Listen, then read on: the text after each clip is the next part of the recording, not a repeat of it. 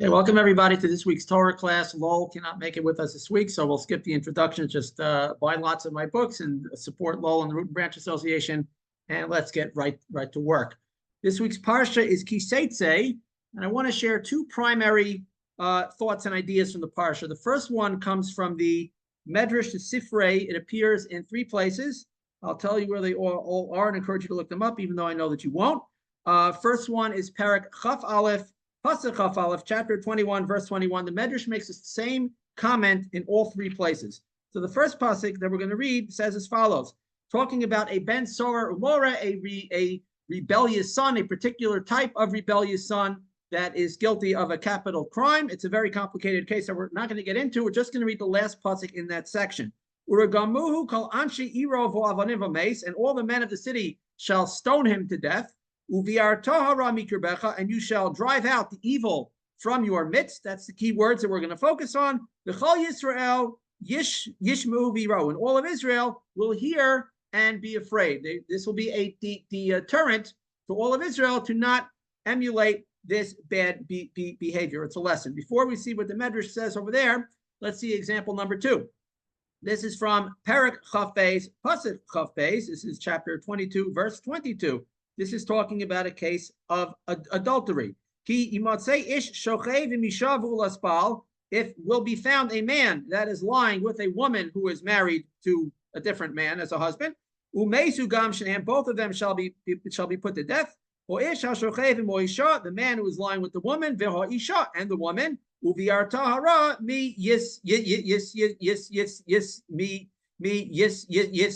shall drive out the evil from Israel.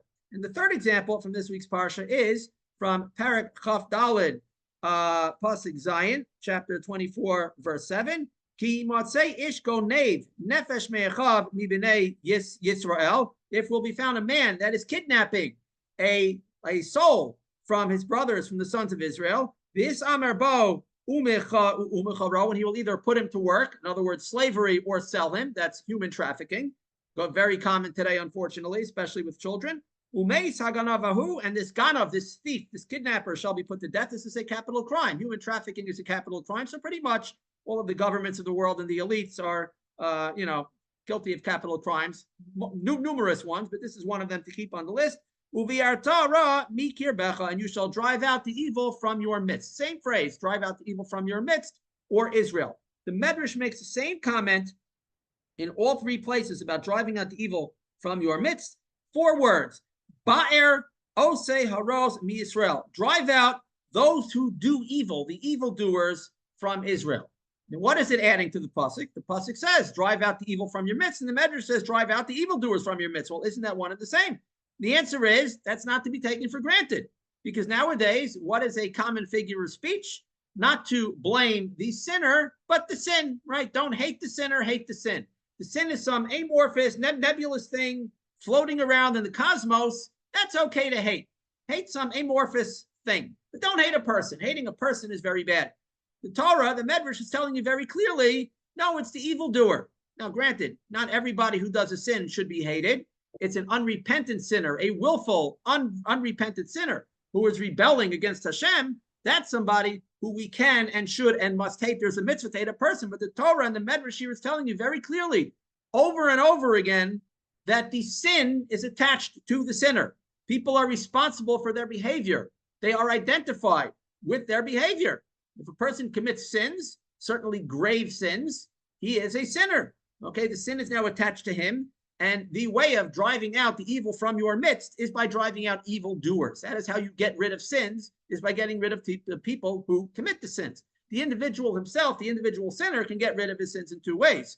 One is by doing tshuva, repenting for the sin, and then he is atoned for it. The other one is by facing the consequences of the sin and getting punished. But as a society, we can't atone for someone else. We only have the latter option, and that is to punish the person.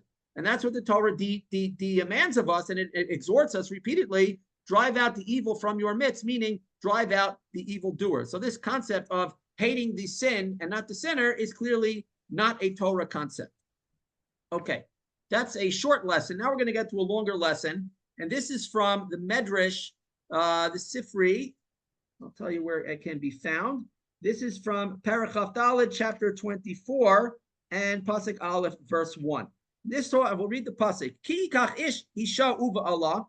If a man takes a woman and he lives with her, meaning as a husband and wife, he marries her. V'haya imlo simtzochen beinav, and it will be if she will not find favor in his eyes. Marriage goes bad, okay? She doesn't find favor in his eyes anymore. Ki matzava ervas davar. The Torah gives us a reason why the wife would no longer find favor in her husband's eyes, because he found in her an ervas davar. Ervas is literally nakedness, but really means something vulgar, something immoral. Okay, he found a matter of immorality in his wife. V'chasav la sefer krisus, and he shall write for her a sefer krisus, which is a scroll that cuts the attachment between the husband and the wife. In other words, a contract of divorce. V'nasam biyada, he shall place it in her hand. V'shilcha mi beso, and he shall send her from his house. First of all, let's see what the Sifri says on these final words. Okay, the next pasuk says v'yatza mi beso. Read the next one, and she shall leave his house. And then she will go and be with another man. It talks about how she may marry another man, and that goes bad. But that's not the focus of the lesson here. So the pasuk says in pasuk Beis, verse 2, that she is leaving the house of the first husband after he gives her this contract. It says v'yatza mi beso milamed shal isha yotza mi peneo mi lifneo. I should teach you that the woman leaves from before the man, meaning they're living together in the same house. The marriage is now ending. Who leaves the house? Well, we're assuming the woman doesn't own the house. We're talking about the olden days where the man has a mitzvah. Normally, the man would first build the house, plant the field, plant the vineyard, and then he would take a wife. He would have a place to live, a means of providing for his household, growing food, and then he takes the wife to manage the home. Okay, if it later does not work out, God forbid, then the wife is the one that leaves the home. Now, compare and contrast with modern times, where very often the man is the one leaving his own home that he built, and the woman is taking over the home. Torah says very clearly the man is the owner of the home. She leaves. Now, this is in fact entirely logical, and it's teaching us some very, very deep lessons about the role of a man, a husband, the role of a woman, the role of a wife. Okay, the role of a man, very simply, is to go out into the world, to raise the money, to raise the funds, to run the household. Then he takes a wife after he builds a home, or buys a home, to manage his household, to produce children for the household, and to raise the children at least when they are very young, in their nursing years, their earliest years. That's the primary caregiver for the children is the wife, while the husband is out there providing for them. If, God forbid, the marriage goes sour, well, the woman is the one who then leaves the home because it's not her home. Think of it in terms of starting a company, right? A man is starting a company. The company is his home. He's taking now a partner in that company to manage the home for him. He's essentially hiring her to do a job. Now, we tend not to think of marriage in these terms of a business arrangement, but that is a major aspect of the husband-wife relationship. I wrote about this in great detail in one of my Sfarim, Tovim Hashnayim, where I outlined the role and the nature of men and women. Why did God create two types of human beings, a man and a woman? How are they similar? How are they different? What are their roles, etc.? And how does that fit in to the worldview of the Torah? But there is a business aspect to it. Now, ideally, the husband and the wife will be extremely well suited for each other. They will love each other very, very deeply, and they won't need to worry about the technical details of who is responsible for what, who owes who what rights and obligations people have. They'll just do everything they can for the other person because they love each other very much. But there has to be a fundamental business aspect to it. If, God forbid, the marriage is not so loving, so then you have to fall back. What are the rights and the obligations of each spouse towards the other, which is what the Torah outlines for us. So now, think of it in terms of the man building a home, starting a company. Now he is hiring a partner, bringing a woman into his home to manage the affairs of the household and to raise his children for him, okay? If this business arrangement needs to be terminated, as often happens in the outside world as well, right? Sometimes a person joins a company and it doesn't work out for one reason or another. He has to leave the company. He doesn't take the company with him. He leaves, right? Usually he gets a severance pay, and now he leaves and he finds some other place to work. Well, that's what happens in the marriage as well, right? The man is hiring the woman to manage his household. If the arrangement, unfortunately, does not work out, he gives her severance pay, which, by the way, according to Chazal, is mandatory. It's a ksuba that he writes for her. he gives her a substantial amount of money to tide her over as she figures out her next steps, right? To figure out her next steps in life. She's not left penniless. She gets her assets back that she brought into the marriage, and she gets a severance pay, and then she leaves. That is a normal business arrangement. And that's what the Torah is telling you.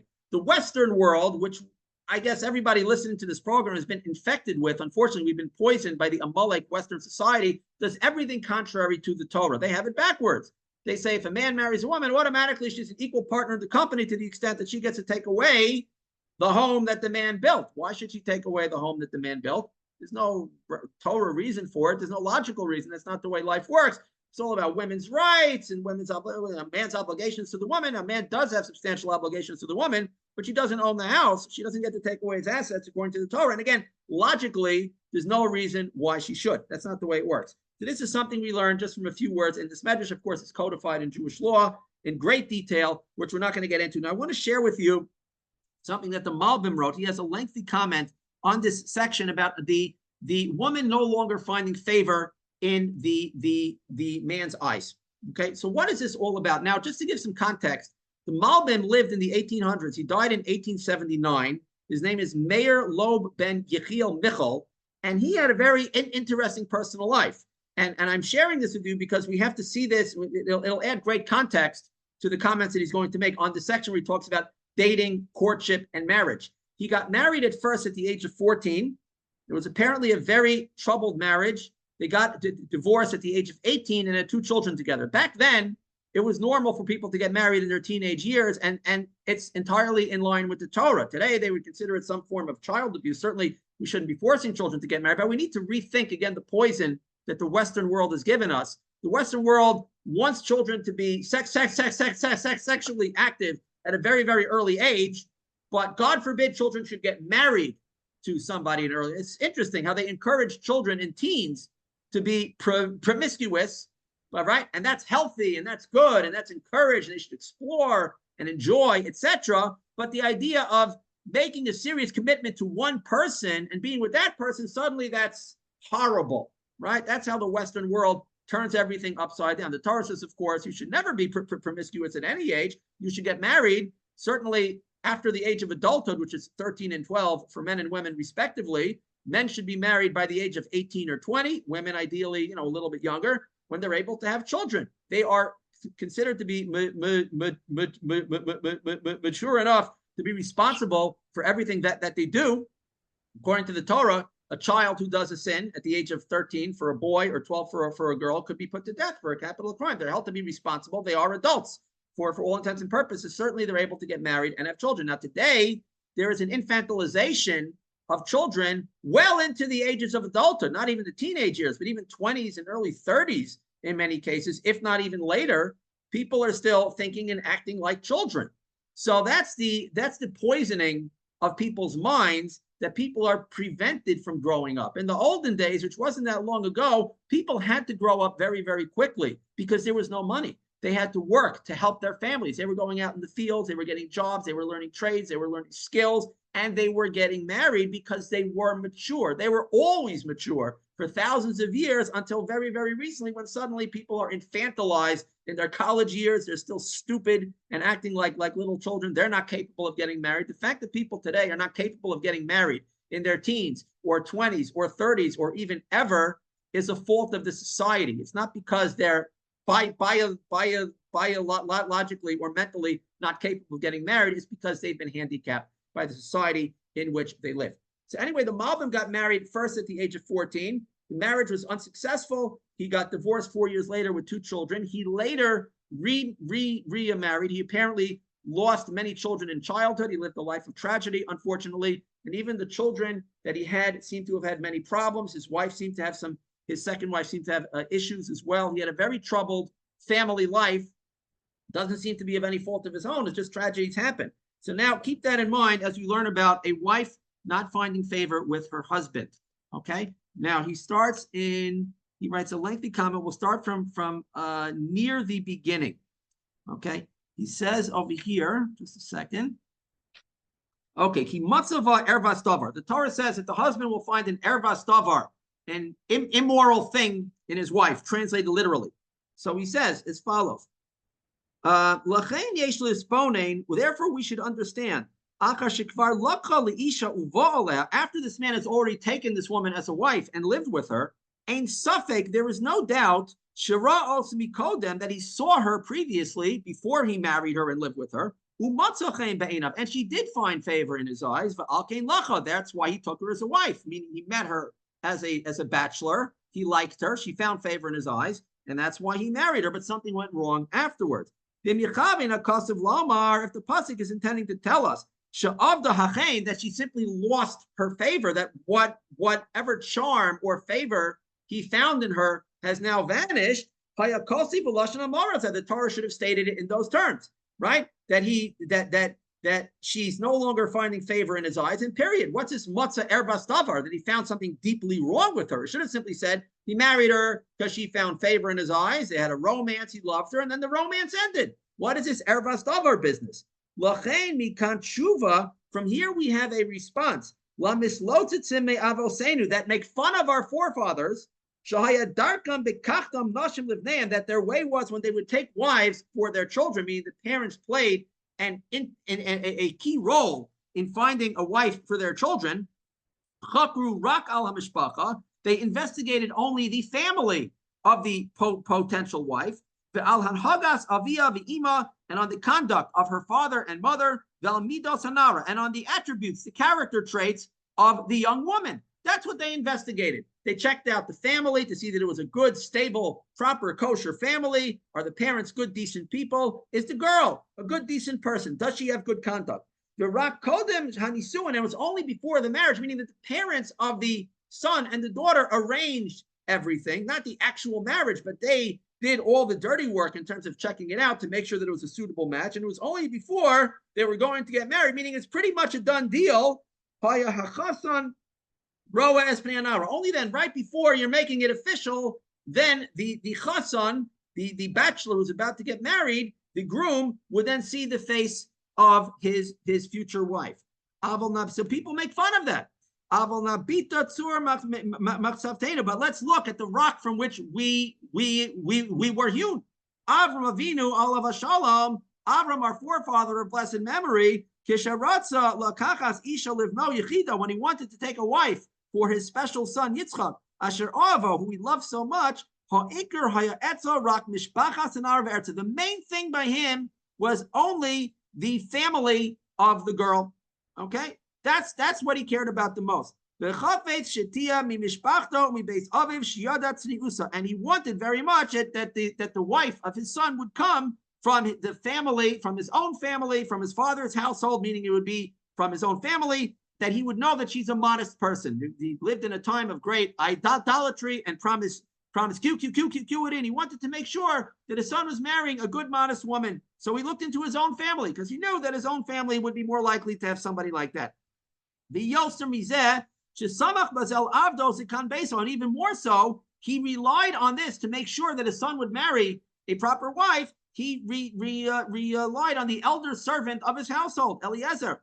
Below Sholach as Beno Imo, he didn't send his son with him, meaning Yitzchak stayed home. Chazal tell us that Yitzchak was not allowed to leave Israel since he was essentially brought as a sacrifice to Hashem. So he was especially holy and he couldn't leave the land of Israel. But even so, Avram trusted the servant of the household to go find a wife for Yitzchak, and Yitzchak wouldn't even check her out first. Uksiv Sham, and it says, it's written there, by Yitzchak Oela Sarima, and Yitzchak brought her, meaning Rivka, to the tent of Sarah, his mother, who had passed away. So Rivka was now taking the place of his mother, Sarah, and running the household. The Achar Kach, and afterwards it says, by Kach as Rivka, that he took Rivka as Vatilo Isha, and she was to him a wife. The Achar Kach, and afterwards, by Yehovah, then it says he loved her. That's when he loved her. He didn't love her before he married her. He loved her after he married her. The love came later. And this was the practice of the Jewish people when they were living on their land. The avasam haisa hanatias eitz. The love that they had between husband and wife was like the planting of a tree. Asherumi gargir katan, that comes from a small seed. And through watering the plant, it then becomes attached to the earth. And every day the tree grows and becomes more thick, right? It grows strong roots, a strong trunk, and becomes very firm and grows. And so was the love between a husband and wife in the good old days. That in the beginning it was just a small pinch of love planted in the furrows of a person's heart. Very poetic language the Malbim uses here. The love was very small at the beginning of the marriage, just like a kernel. But through the husband and wife acting properly, treating each other properly, every day the love would be added to and grow. The nimsa, and it would turn out that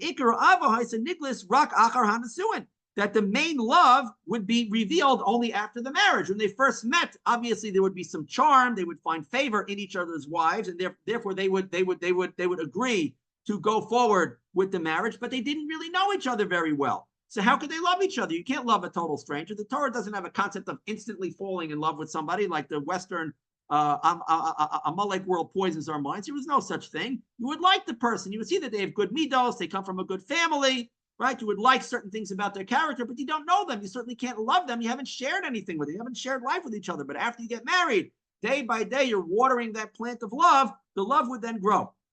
And that's why the Torah says here about the marriage, unfortunately, not ending so well, that it will be if she does not find favor in his eyes. That it's only because he finds in her an ervas davar, something very, very serious. And an ervas davar is a lack of morals, a great personal failing. Shudavar ginayu mas, which is something that is very vulgar and detestable. Or hidden blemishes that he could not have possibly known about. O eza pritzus, or a certain promiscuity. Therefore, she will not find the favor in his eyes that a husband should normally find in his wife. Okay? It's not because of a lack of romance. It's because there's a serious defect. That is the expected reason why a marriage would fail in Judaism. Not because people simply don't like each other anymore. They work it out. People would not end the marriage in the olden days for trivial reasons. It would only be because of a very, very, very deep flaw. Okay? Which is not so common or shouldn't be common. And also the mind would obligate, meaning it's logical, that the practice of our forefathers was very good, that the family would investigate the girl's family and the girl herself to make sure that she comes from a good kosher family, that she's a good kosher person, that everything seems to work out, and then the prospective bride and groom would meet each other and seal the deal. That makes sense. And here's some key lines over here. That being that before the marriage, the man does not know with certainty the temperament of the woman. He doesn't really know her. And also the woman doesn't really know the man that she's marrying. Therefore, by necessity, there would be an agreement between them, between the young man and the young woman, that the marriage would be fitting even if it would only be average, meaning they don't love each other. They can't possibly love each other. It's unreasonable to expect them to love each other, and they don't even really know each other. Therefore, what are the expectations going to be? That they'll be madly in love and this perfect couple? It'd be unreasonable to expect that. Obviously, that is the hope. That is the goal. But they couldn't expect that of each other. They could only expect that they'll be good kosher spouses, that they'll treat each other well, that they'll be average, hopefully much above average. But they should expect that I'm marrying a good kosher man, a good kosher woman. That's what they expect of each other. But according to the new ways of doing things, modern times, the children learn at an early age how to capture in their hearts each other, how to try to trick people, to be a pickup artist, to be smooth, to be attractive, to be seductive, right? To entrap each other. That they will show love to each other. It's all a show. Asher ain al afri yisoda, but it has no foundation on the earth. It's a love that's sort of floating around in the air. It's in their own minds, in their imaginations. It's a fantasy. It's not real love. It's like their love songs and poems and fancy lines that they're telling each other, but really it's all a joke. It's not real. So therefore, when they find out later on that they misled each other, that it was all fake, His tiskara ava ma'at, the love will grow cold little by little until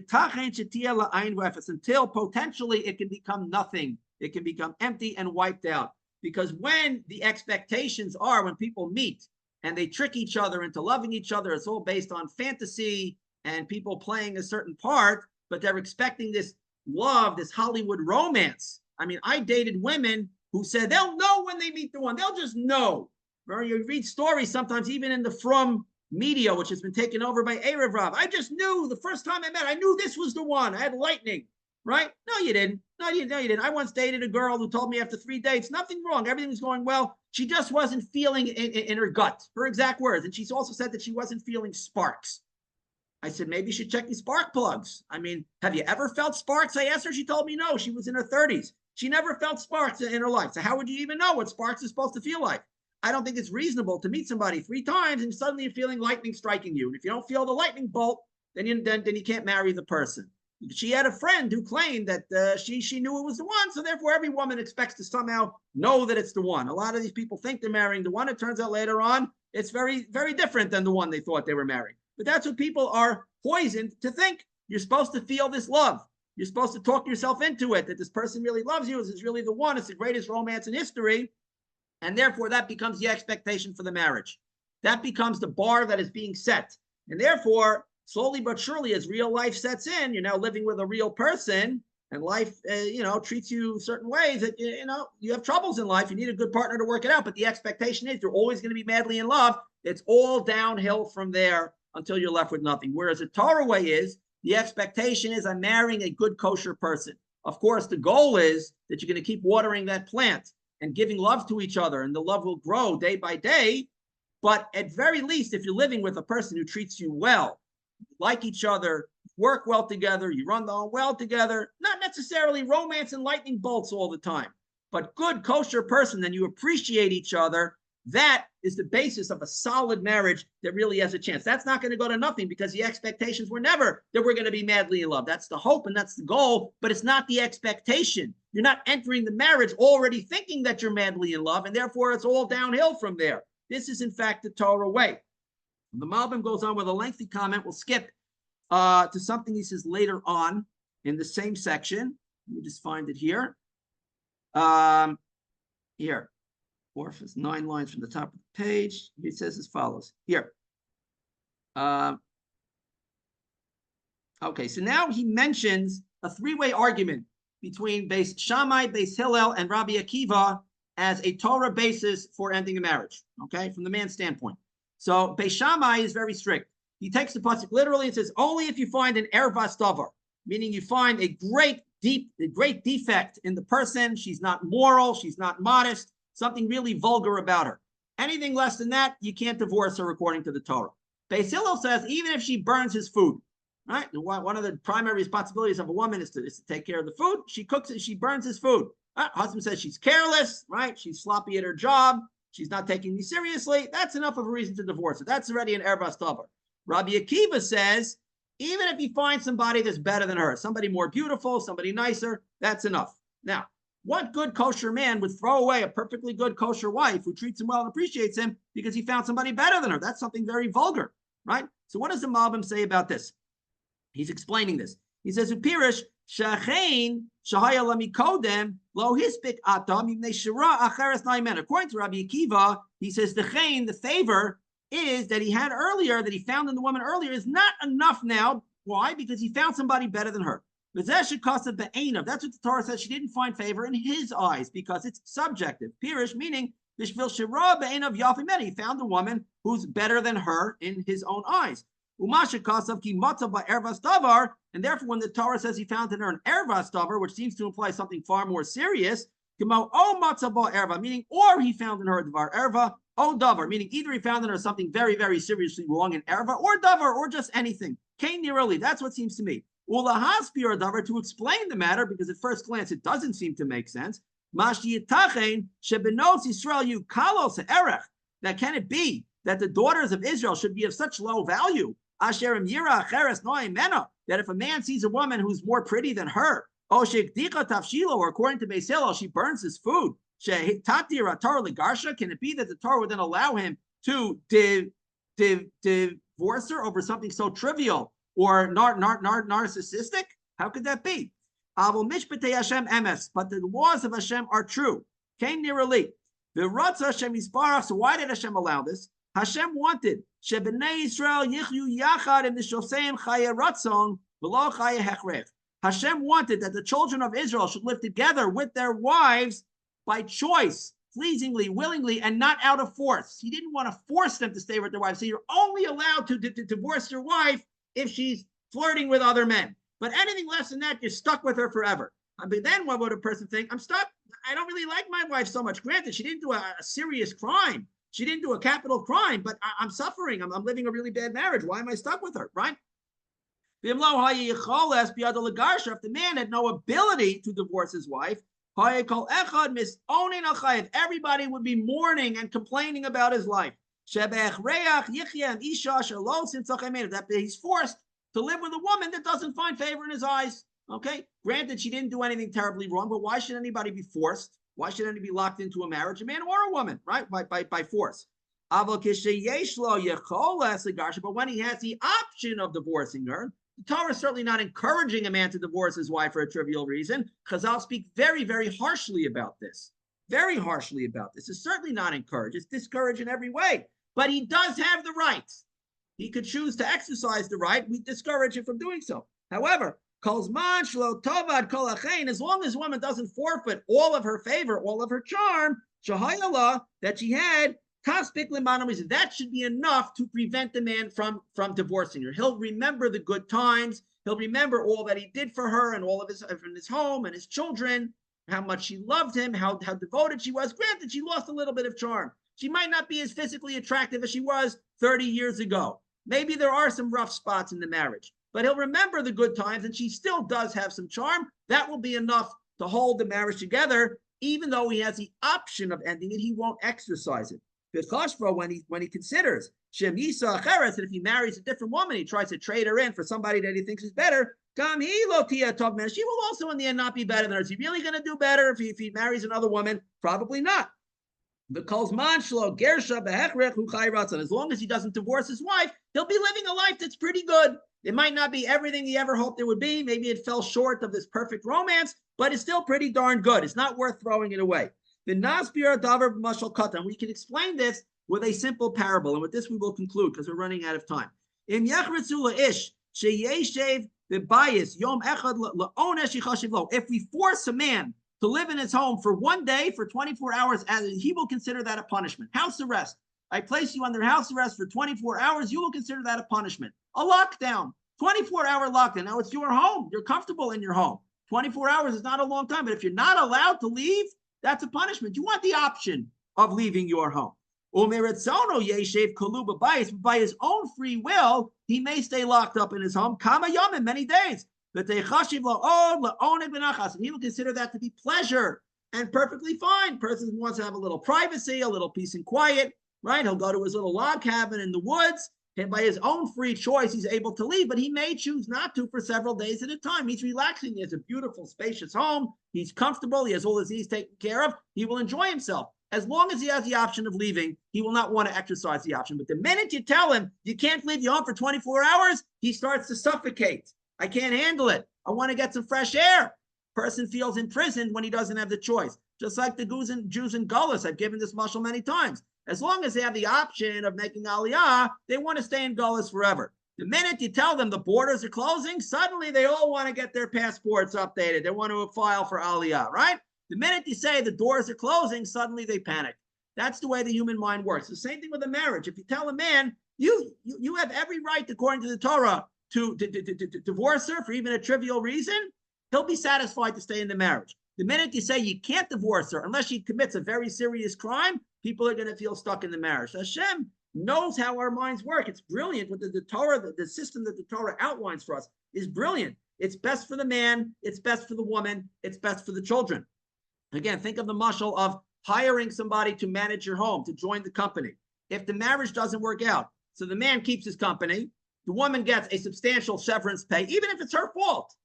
Under most cases, she could be married to the man for just a few weeks. She gets a substantial severance pay and she goes. The man doesn't get a severance pay if the woman fights with him all the time and curses him and abuses him, and he divorces her, she still gets the money. She gets the protection. She gets a severance pay. He keeps the company that he started. She has some money to tide her over until she figures out her next steps in life. And the children, they stay home. The wife normally would take care of, the ex-wife would take care of them in their earlier years. The husband has the primary responsibility to raise them and teach them Torah. So the children are cared for. The wife is cared for. The husband is cared for. Obviously, it's not perfect. People are going to suffer. It's never pleasant when a marriage ends, but the Torah protects everybody's interests. Where you have the Amalek way of doing things, where the woman takes the house, takes the money, takes the kids, takes everything. The man is broken and suffering. There's many single men in Israel, divorced men in Israel who've lost everything, and the government is garnishing their bank accounts and everything, and they commit suicide. They're broken. They're stuck. The woman robs them of everything. It's bad for her because nobody's going to want to marry a woman when they know that they're susceptible to this. There's a whole movement in the Western world now for men to stay single forever, not in the Jewish world, but in the non-Jewish world, to just be a bachelor forever. You can have all the pleasure of sleeping around, of dating around with no commitments or responsibilities, knowing that the system is stacked against the men once you sign that marriage contract. They say, we don't need it. This is exactly what the World Economic Forum wants, to break up families before they even start. The man says, I have a better deal staying single. The women don't really want to get married either, unless they find the sugar daddy. The kids, if the marriage breaks up, it's hell for them. That's the Western model, where the woman takes everything. The man knows it's a bad deal, so he doesn't want to get married. It's bad for everybody and bad for society. The Torah way protects everybody.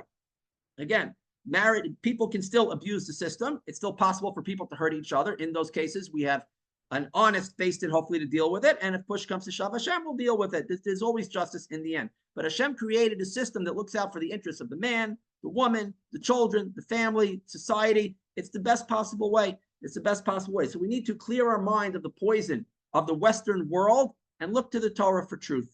With that, we will conclude today's lesson.